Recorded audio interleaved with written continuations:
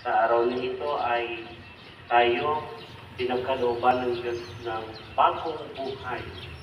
Kaya sa Easter Sunday ito yung kinakanta, ito ang bagong araw. Yun ano po.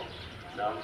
Dahil ito po yung araw na kung saan ipinagkaloob ng Diyos ang kaliwanagan o liwanag sa sanlibutan na kung saan ang tao ay namumuhay sa kadiliman.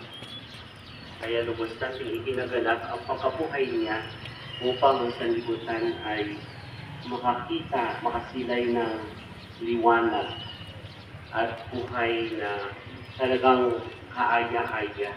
Ang buhay na kung saan ay makaptan natin ito, no, ang kaluwalhati ang pangako ng Diyos para po sa atin. Ngayon ay ating pong awitin, daon pong papuri sa Diyos.